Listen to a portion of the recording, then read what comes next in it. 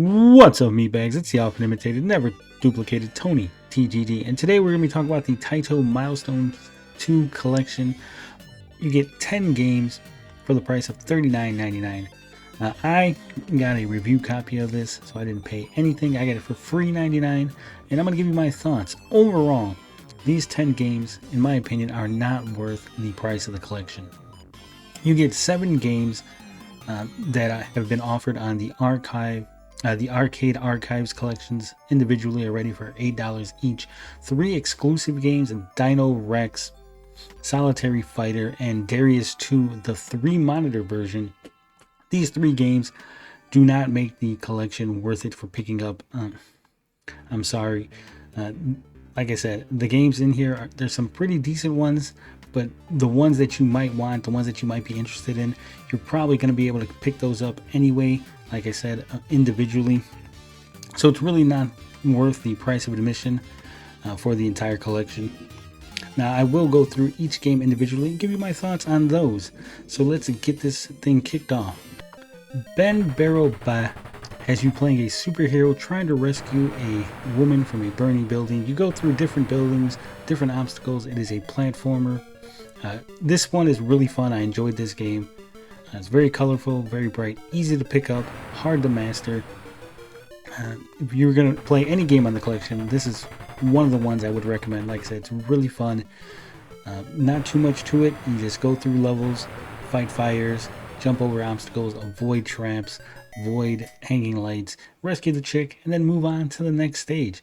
Really fun game. I enjoyed it. Next up is Legend of Cage, and this game is pure garbage. Did not like it at all. Nothing good I can say about this game. You play as a ninja trying to rescue a princess, and the game gives you very little direction. It is not a platformer. It is not a side scroller. You can pick any direction you want to move in, jump into trees. Later stages have you going underwater, going into castles. It's not fun. It's not fun. And it's no direction. You really don't even know what it takes to proceed to the next level because the game doesn't really tell you. You eventually just beat enough guys, or you beat the boss of the level, I guess. I couldn't even tell. And then you just move on to the next level. Not great, not fun, clunky controls. At least it looks nice. That's about the only good thing I can say about this game. Kiki Kai Kai is the predecessor to Pocky and Rocky, the really good Super Nintendo game. Now this game, not as good. The controls are a little stiffer. It's a little bit harder. You don't get the lovable Tanuki as a playable character. Instead, you get a second Shrine Maiden if you're playing 2 players. It's fun. It's not great.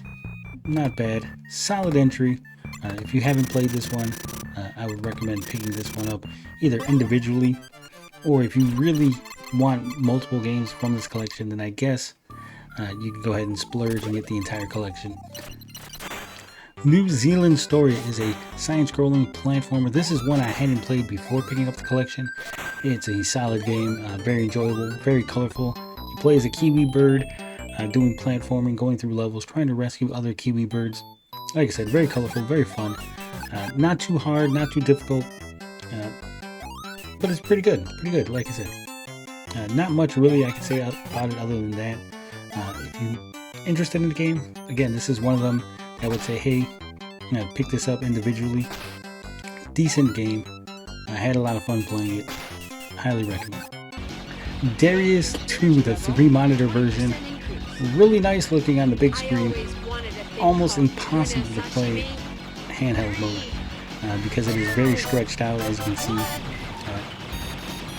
The game, hard as nails, super tough, almost a bullet hell. I didn't enjoy it. I brute forced my way through the game.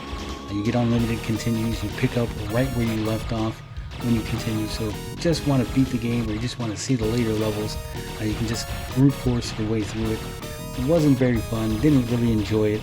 But this is a classic arcade shoot 'em up. If this is your cup of tea, if you haven't ever played the 3-monitor version, then you might want to pick it up. It's not available anywhere else. This is one of the exclusives. The 2-monitor version is part of the Darius collection. So if you'd rather have that version of the game, then pick that up. But if you really need to see the 3 monitor version, this is the only way to play it. Liquid Kids is another platforming side-scrolling game. Pretty good. I enjoyed it. When you play it, it's a little platypus throwing water balls at creatures, at enemies. You get them wet, and then you can hit into them, knocking into other enemies. Kind of reminded me of a platforming Bubble Bobble, if I'm being serious. Good game, a lot of fun. Is it worth $8 to buy it separate? I don't think, in my opinion, no, it's not that good. But like I said, if you really need all the games in this collection, if you haven't picked up any of the arcade archives, so you're like, well, there's at least 3 or 4 of them that I was going to get anyway, this is a solid addition to the Taito Milestones 2 collection. Gun Frontier is a unique shoot 'em up, one of 3 shoot 'em ups on this collection. Everything has a gun aesthetic. The bombs in the game are not just a one and done. You have to collect them to build up the power of your bomb, so I like that. That was really unique. It's not too hard, kind of laid back. I enjoyed it. It has unlimited continues like all the arcade games, so if you really want to, you can just brute force your way through it if you're not good. Decent shoot 'em up. If you are into shoot 'em ups, this one is available in the Arcade Archives collection. So pick it up there if you don't want everything on this collection. Solitary Fighter is one of the exclusive games on this collection, and it is the worst fighting game I played ever. This game is total garbage, stiff controls, not fun, not unique. The characters don't stand out. There are some unique mechanics, as there's boxes in the stage you can throw at your opponents. There's a lady in the stage that goes around stabbing people. The audience throws things into the arena to try to hit you. But like I said, it's not fun because everything's stiff, everything's hard to do.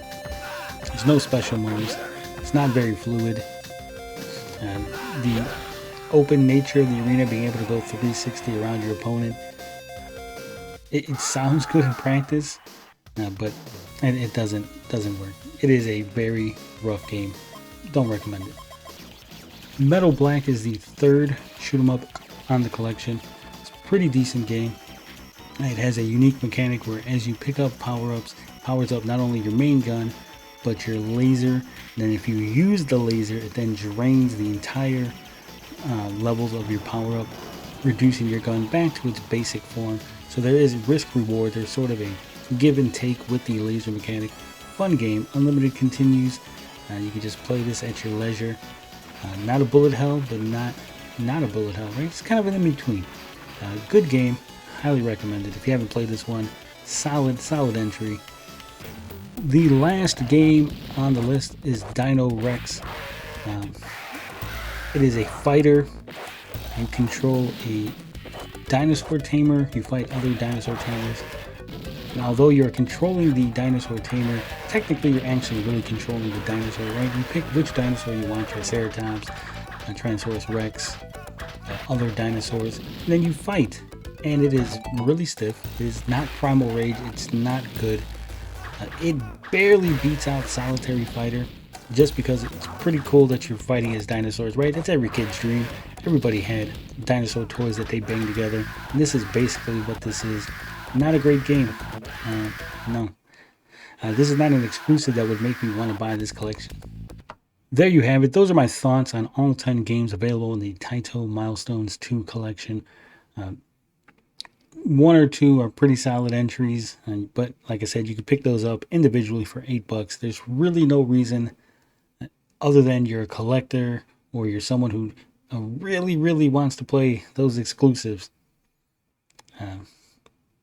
Me personally, I would not have paid the $39.99 for these games.